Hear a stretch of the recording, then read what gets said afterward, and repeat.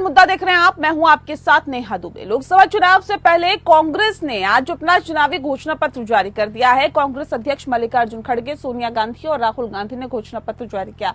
कांग्रेस का घोषणा पत्र 5 न्याय और 25 गारंटी पर आधारित है। कांग्रेस ने कर्ज माफी, कैश मदद, जातिगत जनगणना, 25 लाख की हेल्थ इंश्योरेंस समेत कई गारंटी दी है। कांग्रेस को भरोसा है कि वो इसके सहारे चुनावी बैतरणी को पार कर लेगी। वहीं बीजेपी ने कांग्रेस के घोषणा पत्र पर तंज कसा है। बीजेपी का कहना है कि मोदी की गारंटी के आगे सारी गारंटी फेल है। अब चुनावी जंग में किसकी गारंटी पास होती है और किसकी फेल, ये 4 जून को पता चलेगा, जब लोकसभा चुनाव के नतीजों का ऐलान होगा। इस रिपोर्ट को देखें।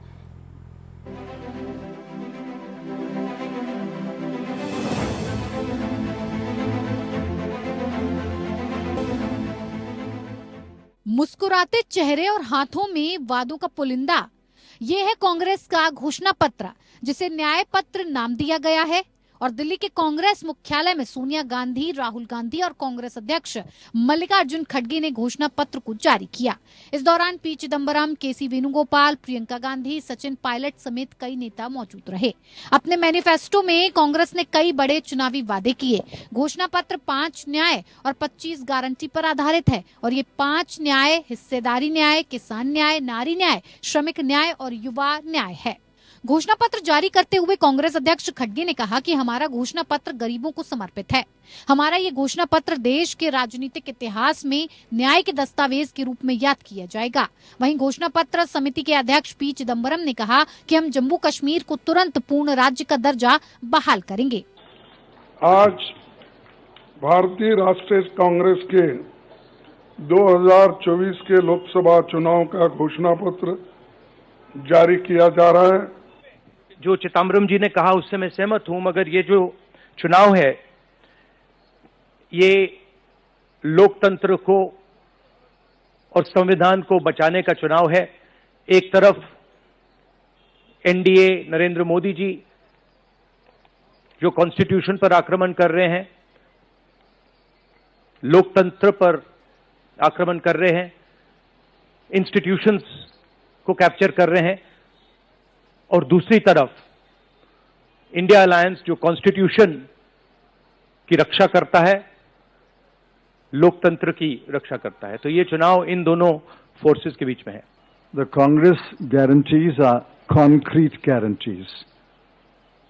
We have spelled out in English and Hindi and in due course in different languages what each guarantee means, what each guarantee will deliver to the people.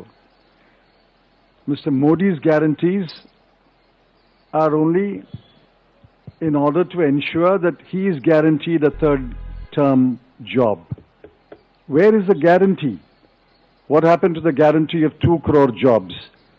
Congress के न्याय पत्र में लोक लुभावने वादे किए गए हैं। घोषणा पत्र में कांग्रेस ने सत्ता में आने पर एमएसपी को कानूनी दर्जा देने, 50% की आरक्षण सीमा खत्म करेंगे और रिजर्वेशन सीमा बढ़ाएंगे, जातिगत जनगणना कराएंगे, कर्ज माफी आयोग बनेगा, रोजगार की गारंटी शामिल की गई है।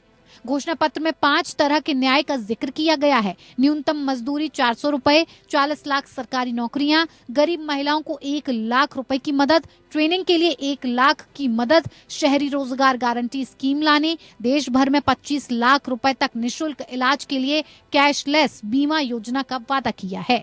इसके अलावा भी कांग्रेस ने कई वादे किए हैं। कांग्रेस को इस घोषणा पत्र से चुनाव में बड़े फायदे की उम्मीद है। बहुत बड़ा असर पड़ेगा, क्योंकि हमने जो वायदे हमेशा किए हैं पहले भी, वो हमने पूरे किए हैं और इसमें जो वायदे किए हैं वो भी पूरा किया जाएगा, तो इसका बहुत बड़ा असर पड़ेगा।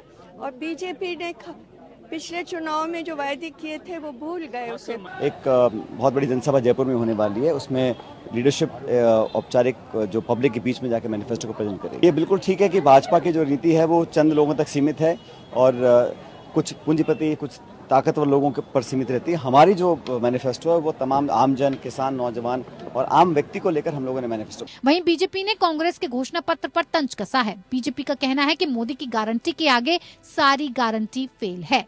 देखिए, कांग्रेस न्याय से बहुत दूर है। कांग्रेस किस किस को न्याय दे सकती है? इतने लंबे कार्यकाल में सिखों को न्याय देगी क्या कांग्रेस? न जाने कितने दंगे कराए हैं, उसको न्याय देगी क्या कांग्रेस? कांग्रेस का और न्याय का बहुत दूर का फासला है। वो भ्रमित करने की कोशिश हम नहीं कर सकते हैं, क्योंकि देश जान चुका है कि कांग्रेस अन्याय की प्रतीक है, अत्याचार की प्रतीक है और भ्रष्टाचार की प्रतीक। दरअसल लोकसभा चुनाव से पहले देश भर में गारंटियों का शोर है। कांग्रेस गारंटी पर गारंटी दे रही है, तो वहीं पीएम मोदी का कहना है कि जब सभी से उम्मीद खत्म हो जाती है तब मोदी की गारंटी शुरू होती है। मोदी का नाम ही गारंटी की गारंटी है। अब देखना है कि मोदी की गारंटी बनाम कांग्रेस की गारंटी की जंग में किसकी गारंटी पर जनता भरोसा करती है। Bureau report, APN। जी हाँ, तो कांग्रेस भी अब गारंटी दे रही है और गारंटी दे रही है उन तमाम चीजों की जो कि जनता से जुड़ी हुई चीजें हैं, जैसे कर्ज माफी, कैश मदद, जातिगत जनगणना, 25 लाख की हेल्थ इंश्योरेंस समेत कई गारंटीज कांग्रेस की तरफ से दी गई है इस घोषणा पत्र में। अब सवाल इस बात को लेकर कि भारतीय जनता पार्टी अपनी अलग गारंटी की बात कर रही है, कांग्रेस पार्टी अलग गारंटी की बात कर रही है, लेकिन जनता किसकी गारंटी पर विश्वास करेगी, ये 4 तारीख यानी कि 4 तारीख को ये साफ हो जाएगा, तस्वीरें साफ हो जाएगी और ये पता चल जाएगा कि आखिर जनता ने किसकी गारंटी पर विश्वास किया। इस विषय पे आज हम तफसील से चर्चा करेंगे। खास मेहमान हमारे साथ मौजूद है, उनसे आपका परिचय करा देते हैं। कैप्टन आई सिंह जी इस वक्त हमारे साथ जुड़ गए हैं, प्रवक्ता है भारतीय जनता पार्टी के। सर बहुत स्वागत है आपका। राकेश सिंह यादव जी हमारे साथ जुड़ गए हैं, प्रवक्ता है कांग्रेस पार्टी के। राकेश जी आपका भी बहुत स्वागत है। इस खास कार्यक्रम की शुरुआत कैप्टन आई सिंह जी आपके साथ करते हैं, क्योंकि जो हालात और जो स्थितियां है वो ये है कि लोकसभा चुनाव बेहद नजदीक है। 19 तारीख को पहले चरण का चुनाव है, लेकिन उससे पहले कांग्रेस ने उन तमाम गारंटी का जिक्र किया है जो कि जनता के साथ जुड़ी हुई है। कह रहे हैं कि हमारी जो गारंटी है उस पर जनता विश्वास करेगी, कैश मदद देंगे, जातिगत जनगणना कराएंगे, 25 लाख की हेल्थ इंश्योरेंस देंगे और कई और गारंटी का जिक्र कांग्रेस की तरफ से किया गया है। क्या कैप्टन आई सिंह जी लगता है कि जनता इनकी गारंटी पर विश्वास करेगी? देखिए नीता जी, आपने देखा होगा कि कांग्रेस ने हर दम वादे किए हैं। सिर्फ कांग्रेस वादे जरूर करती है, वादे के आगे कांग्रेस का कोई काम नहीं होता। आपने देखा होगा, पिछला मैं आपको याद दिला देंगे, जब राजस्थान का चुनाव था तो इन्होंने एक वहाँ वादा किया था कि 11 दिनों में तब तक हम किसानों का पूरा कर्जा माफ कर देंगे, मगर 5 साल निकलने के बाद किसानों का कर्जा माफ नहीं किया था इन्होंने। और किसान इस धोखे में रहे कि कांग्रेस ने वादा किया है कर्जा माफ होगा और किसान का कर्जा बढ़ता चला गया। लास्ट में किसान की स्थिति ये हो गई कि उसे अपनी जमीनें बेचने तक का जो है ना उसकी नौबत आ गई। तो कांग्रेस तो झूठे वादे करती है।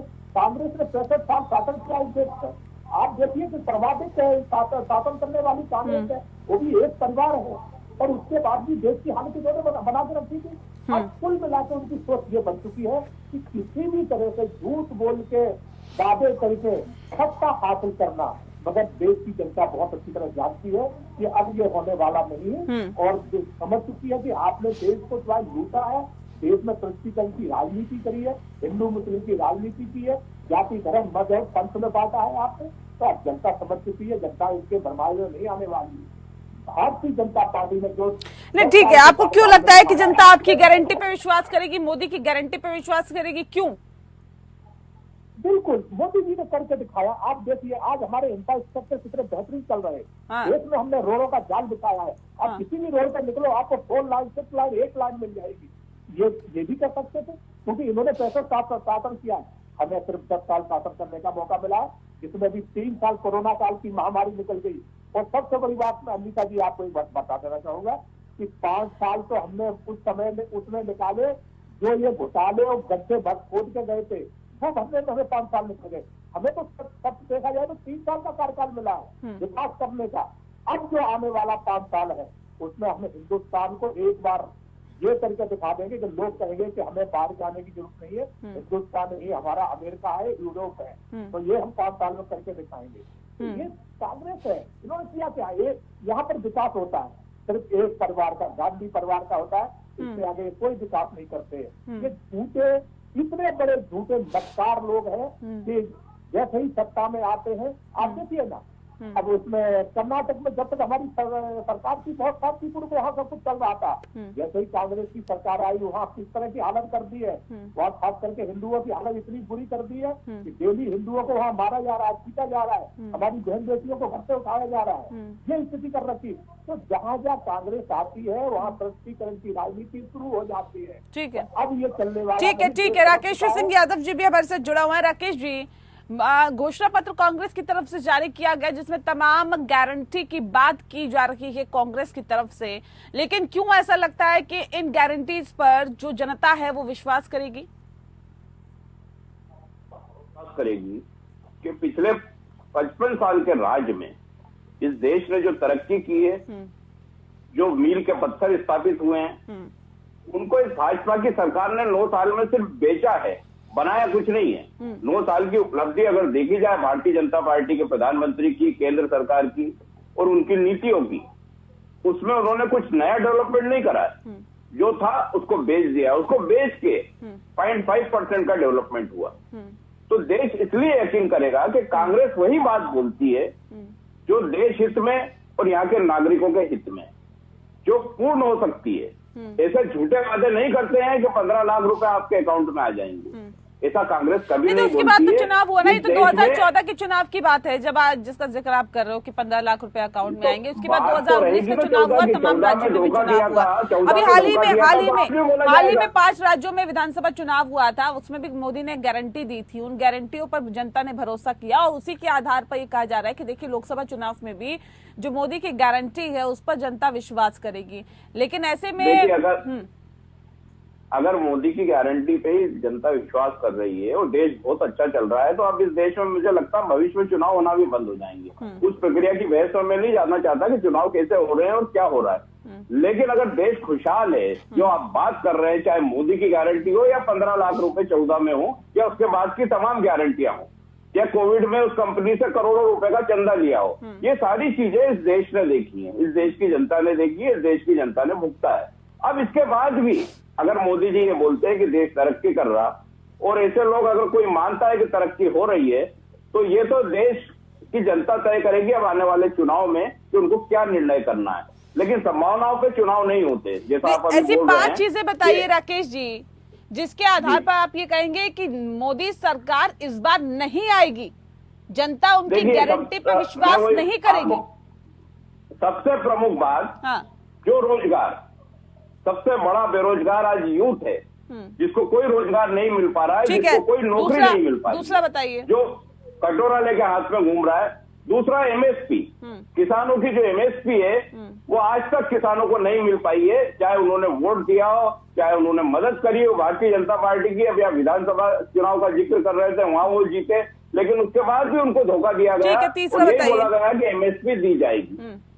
महिला सुरक्षा से जुड़ा एक प्रमुख मुद्दा है पूरे देश में, और देश में जो नफरत से लोगों को बांटा जा रहा है, जिस तरीके से क्लस्टर बनाए जा रहे हैं अलग अलग हिंदू मुस्लिम के, अन्य जातियों के, छोटा बड़ा किया जा रहा है, वो एक प्रमुख मुद्दा है। और दलित, ओबीसी और एससी वर्ग को जिस तरीके से कुचला गया है हर जगह, हर राज्य में, वो भी एक बड़ा मुद्दा है। इनके साथ तमाम जो स्वास्थ्य के, शिक्षा के, अन्य मुद्दे मैनिफेस्टो में सब कुछ है, सारे पॉइंट हैं, लेकिन प्रमुख मुद्दा आज बेरोजगारी सर्वप्रथम है, एमएसपी सेकंड मुद्दा है। ठीक है, कैप्टन आई सिंह जी सुन लिया आपने कि कह रहे 5 ऐसी चीजें हैं जिसके आधार पर हम ये कहेंगे कि मोदी सरकार इस बार रिपीट नहीं होगी, हैट्रिक मारने से हम रोक देंगे।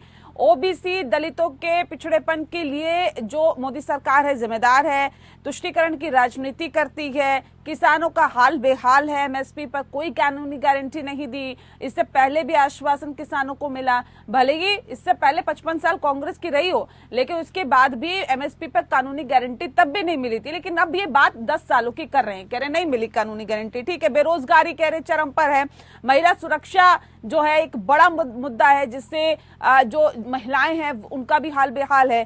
कह रहे फिर किस आधार पर आप ये कह रहे नहीं जी मोदी की गारंटी पर जनता विश्वास करेगी? देखिए दिशा जी, आपने देखा होगा कि कांग्रेस के शासनकाल में महिला, सर नेहा नाम करेक्ट कर लीजिए। आपने देखा होगा कि किस तरह से महिला की सुरक्षा थी कांग्रेस शासनकाल में। शायद ये भूल गए होंगे सुकन्या का, जिनका आज दिन तक पता नहीं चला है। सुकन्या का केस जो है ना राहुल गांधी पे ही लगा था, फिर उसके बाद सुकन्या को गुम, पता नहीं कहाँ गुम कर दिया। ब्रजभूषण शरण को भूल गए क्या? ब्रजभूषण शरण को भूल गए? क्या कार्रवाई की उन पे? आपके सामने टेली को भूल गए? टेली पे क्या कार्रवाई की? आप कोई सफाई नहीं दे सकते। ब्रजभूषण शरण रावण हिंसा आपके सामने खड़ा है, क्या कार्रवाई करी जो महिलाओं का शोषण करा? पहलवानों ने धरने दिए, कहाँ रहे थे मोदी जी? क्यों नहीं बोले? क्यों नहीं उस पर कार्रवाई हुई? क्यों नहीं उस पर कार्रवाई हुई? जब कहाँ से अगर सम्मान तो भारतीय जनता पार्टी नहीं है कि ब्रजभूषण शरण ने शोषण करा महिलाओं का, उसका विरोध हुआ, उसके बाद आपको आपत्ति उसमें नहीं आई। नहीं सुनते हैं ना राकेश जी, एक सेकंड सुन लेते हैं, आप सुन लेते हैं। नहीं ऐसे नहीं, प्लीज ऐसे नहीं, एक एक करके रखेंगे ना बात को। राकेश जी इससे धैर्य के साथ देखिए, एक एक करके बात को रखेंगे। अभी कैप्टन नाई सिंह जी बोल रहे हैं, फिर मैं आपका रुख करती हूँ। कैप्टन साहब बताइए। मैं वही कह रहा हूँ कि भाई कांग्रेस की यही तो प्रॉब्लम है कि ये सुन नहीं सकते हैं। जब ये बोल रहे थे मैं बड़े इत्मीनान से सुन रहा था। आज इनके अंदर बौखलाहट है, मैं मानता हूँ बौखलाहट रहेगी, क्योंकि आज ना तो इनके पास कोई नीति है और न ही इनके पास आज कोई नेता बचा है राहुल गांधी के अलावा, और देश राहुल गांधी को नकार चुका है। और मैं भी कहता हूँ, मैं राहुल गांधी से बहुत ज्यादा उनके ऊपर संवेदना व्यक्त करता हूँ कि राहुल गांधी सज्जन इंसान है, पढ़े लिखे हैं, मगर वो राजनीतिक नहीं है। उन्हें आप व्यापारी बना दीजिए, आप उन्हें फिल्म इंडस्ट्री में ले जाइए, बहुत अच्छा काम करेंगे। सोनिया गांधी जी को फिल्म इंडस्ट्री में ले जाइए, बहुत अच्छा काम करेंगे, मगर राजनीति के लोग नहीं है। तो